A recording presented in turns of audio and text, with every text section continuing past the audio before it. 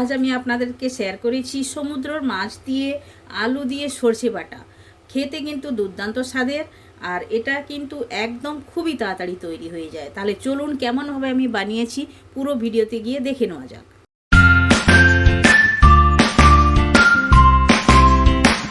Hello everyone, welcome to my channel. কি রান্না করিতে আপনাদের সবাইকে স্বাগত। আশা করি আপনারা সকলে ভালোই আছেন। তো আমি আজ একটি সমুদ্রের মাছের রেসিপি আপনাদের সঙ্গে শেয়ার করব, যেটা হচ্ছে আমি আলু দিয়ে সর্ষে বাটা দিয়ে রান্না করব। আর এই মাছটাকে আপনারা কি নামে বলেন আমায় কমেন্ট করে বলবেন।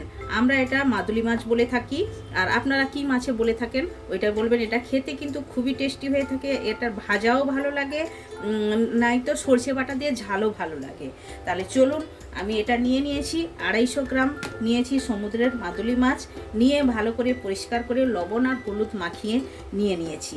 আর সরু সরু করে আলুও কেটে নিয়েছি, 2 থেকে 3টি আলু নিয়েছি। আপনারা আপনাদের হিসাবে আলুটা নিয়ে নিতে পারেন। এভাবে এই ছোটো ছোটো আলুকে আমি কেটে নিয়েছি। আলু দিয়ে সর্ষে বাটা দিয়ে ঝাল খুবই ভালো হয়।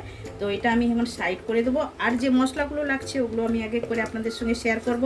3টে কাঁচা লঙ্কা আছে, ধনেপাতা আছে, আর একটি পেঁয়াজ আমি পিষে নিয়েছি, আর একটি পেঁয়াজ কুচিয়ে নিয়েছি, আর একটি আমি নিয়েছি টমেটো। আর লাগছে সর্ষে বাটা। সর্ষেটা বাটি না, বেটে নেবো। তো সর্ষেটা বাটার জন্য একটা আমি মিক্সার জার নিয়ে নেবো। প্রথমেই মিক্সার জারের মধ্যে প্রথমে আমি এই পেঁয়াজ পিষেছিলাম ওইটার মধ্যেই পিষে নেবো। প্রথমে সর্ষেটা আমি দিয়ে দিলাম, আর এই সর্ষেতে আমি 3টা কাঁচা লঙ্কাও দিয়ে দেবো।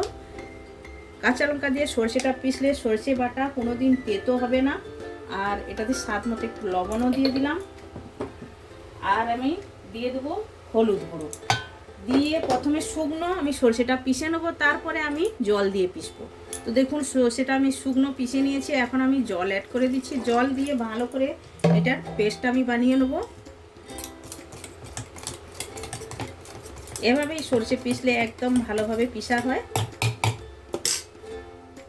তো দেখুন সর্ষেটা এভাবেই পেস্ট করে নিয়েছি, একদম সুন্দরভাবে চন্দনের মতো করে পেষা হয়ে গেছে। এখন গ্যাসটা চালু করে মাছগুলো ভেজে নেব। তেলটা ভালোভাবে গরম হয়ে গেছে, এখন একটা একটা করে মাছ দিয়ে দেবো ভাজা করার জন্য। এভাবে একটা একটা করে দিয়ে ভেজে নেবো ভালো করে। মাছটা সাইড চেঞ্জ করে দিয়েছি, এভাবেই করে ভেজে নেবো সবগুলো। সব মাছগুলো লাল লাল করে ভেজে তুলে নিয়েছি। এখন ওই কড়াইতে আমি আর একটু তেল দেবো, দিয়ে আলুটা ভেজে নেব লাল লাল করে। আলুটা ভেজে নিলে তাহলে খেতে কিন্তু খুবই ভালো লাগে। আলুটা দিয়ে দিলাম, এখন দিয়ে দেবো তার মধ্যে একটু লবণ দিলাম, আর দেবো হলুদ গুঁড়ো দিয়ে আলুটা ভালো করে লাল করে ভেজে নেবো।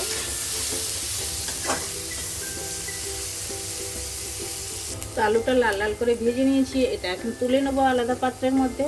তো ওই কড়াইয়ের মধ্যে আরও 1 চামচ আমি তেল দিয়েছি। প্রথমে দেবো একটু পেঁয়াজ কুচনো, পেঁয়াজটা হালকা ব্রাউন করব, তারপরে দেবো পেঁয়াজ বাটা। এখন দিয়ে দেবো পেঁয়াজ বাটা, দিয়ে ভালো করে কষিয়ে নেবো পেঁয়াজটাও একদম লাল লাল করে।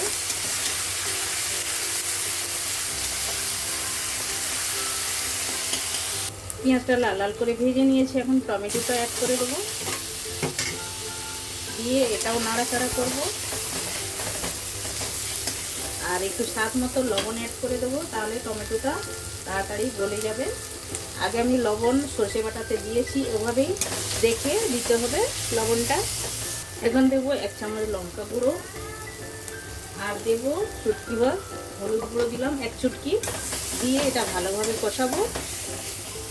পেঁয়াজ লঙ্কাটা ভালোভাবে কষিয়ে নিয়েছি, এখন দিয়ে দেবো ভেজে রাখা আলু, দিয়ে আলুটাও ভালো করে কষিয়ে নেব। পেঁয়াজ লঙ্কাটা আলু ভালোভাবে কষিয়ে নিয়েছি সুন্দরভাবে। সাইডে সাইডে দেখুন তেল ছেড়ে দিয়েছে। এখন দিয়ে দেবো সর্ষে বাটা। সর্ষে বাটার জলটা অ্যাড করে দিলাম, আরও একটু আমি জল অ্যাড করব।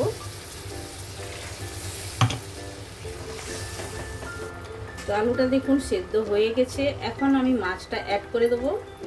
দেখুন আলু সেদ্ধ হয়ে গেছে, ভেজে রাখা মাছটা অ্যাড করে দিলাম, দিয়ে আরও ভালোভাবে সর্ষের সঙ্গে ফুটিয়ে নেব। একটি কাঁচা লঙ্কাও অ্যাড করে দিলাম। তো সর্ষে বাটা দিয়ে ঝাল চচ্চড়িটা আমার কিন্তু একদম রেডি হয়ে গেছে। এখন উপর থেকে আমি ধনে পাতা একটু ছড়িয়ে দিলাম,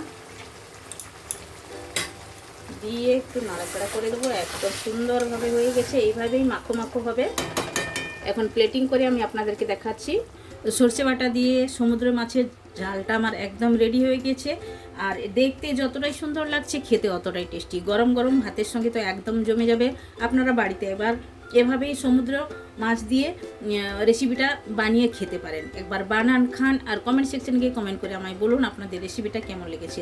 ভালো লেগে থাকলে লাইক, শেয়ার, কমেন্ট করবেন। যারা এখনও পর্যন্ত চ্যানেলটি সাবস্ক্রাইব করেননি প্লিজ চ্যানেলটি সাবস্ক্রাইব করে নেবেন। বেল আইকন অবশ্যই প্রেস করবেন, তাহলে নিত্য নতুন রেসিপি আপনারা সঙ্গে সঙ্গে দেখতে পারবেন। আবার দেখা হচ্ছে নতুন কোনো রেসিপির সঙ্গে। সবাই ভালো থাকবেন, সুস্থ থাকবেন। আপনারা আপনাদের কিমতি টাইম আমায় দেওয়ার জন্য আপনাদেরকে অনেক অনেক ধন্যবাদ।